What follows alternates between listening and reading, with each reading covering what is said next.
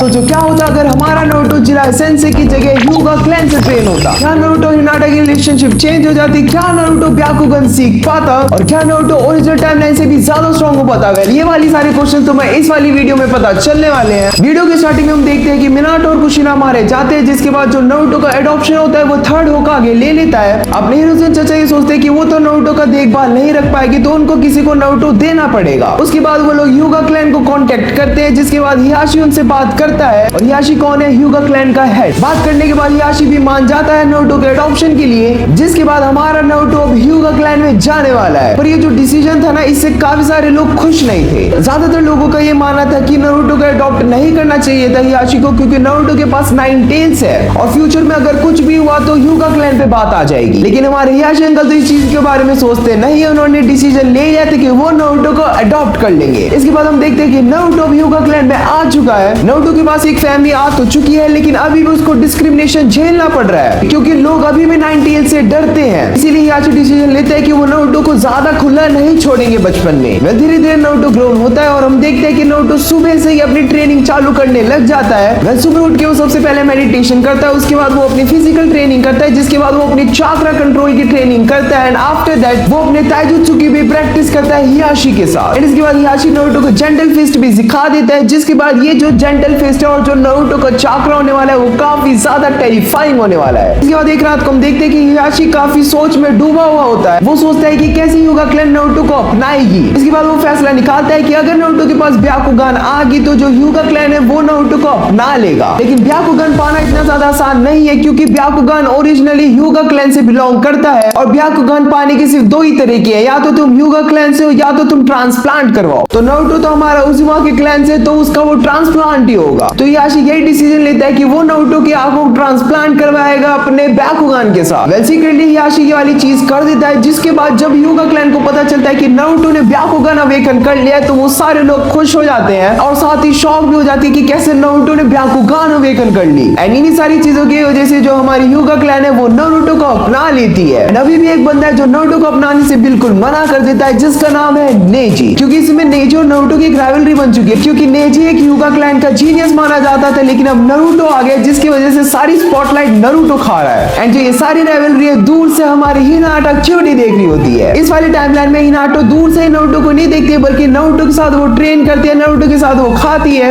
Naruto के साथ ही वो ग्रो होती है। इसलिए इन दोनों का बॉन्ड ओरिजिनल टाइमलाइन से भी ज्यादा स्ट्रॉन्ग हो जाता है शुरू से ही। यूनियन एग्जाम आ जाते हैं और सास्के के साथ अब नारुतो के पास भी स्पॉटलाइट है। फर्स्ट ऑफ डेथ वाले मिशन के टाइम पे नारुतो अपने ब्याकुगान के यूज की वजह से सारे मिशंस को आराम से कंप्लीट कर लेता है, और अगर काफी सारे लोग उस पर टूट पड़ते हैं तो वो अपने शैडो क्लोन जुत्सु और जेंटल फिस्ट को एक साथ यूज करके इन सब की चटनी बना देता है। मतलब इमेंस चाक्रा के साथ जेंटल फिस्ट तो भाई बहुत ज्यादा ब्रोकन है। एंड इसके बाद होने वाले इस टाइमलाइन की सबसे बिगेस्ट फाइट, जो कि है नेजी वर्सेस नारुतो। इस फाइट को बताने से पहले अगर तुम्हें ये टाइमलाइन पसंद आ रही है तो वीडियो को लाइक करके चैनल को भी सब्सक्राइब कर देना। नेजी वर्सेस नारुतो वाली फाइट स्टार्ट हो जाती है। हिनाटा दूर से देख के काफी ज्यादा घबराहट होती है और सोचती है कि वो किसको सपोर्ट करे। देखो नारुतो और नेजी के पास काफी सारी चीजें सेम है, जैसे ब्याकुगान हो गई, जेंटल फिस्ट, और भी काफी सारी चीजें सेम है, क्योंकि दोनों ही ह्यूगा क्लैन से बिलोंग करते हैं। लेकिन एक चीज दोनों में अलग है, जो कि है चाक्रा की क्वांटिटी। नारुतो के पास इमेंस चाक्रा है, लेकिन नेजी के पास उतना चाक्रा नहीं है। एंड इसी डिफरेंस की वजह से नारुतो इस फाइट में जीत जाता है। आफ्टर दैट नेजी भी अपनी गलती रियलाइज करता है, वो भी नारुतो को एडमायर करने लगता है। स्टोरी के आगे हम देखते हैं कि सास्के ने कोनोहा विलेज को छोड़ दिया है, क्योंकि इस वाले टाइमलाइन में नारुतो इतना ज्यादा स्ट्रांग हो गया कि उसने सारी स्पॉटलाइट ले ली है सास्के से, जिसकी वजह से जो सास्के की डिप्रेशन है वो और भी ज्यादा बढ़ गया। इसलिए वो गांव को छोड़ देता है और ओरोचिमारू के साथ पहुंच जाता है ट्रेनिंग करने के लिए। इस बार सास्के का कोनोहा विलेज को छोड़ना इतना ज्यादा आसान नहीं होने वाला है, क्योंकि इस बार जो उसको चेस करने वाला है वो है नारुतो विद ब्याकुगान। नारुतो अपने ब्याकुगान की वजह से सास्के के सारे मूवमेंट्स को आराम से देख लेता है, और जो वैली ऑफ एंड वाली फाइट होती है वो काफी ज्यादा धमाकेदार होती है।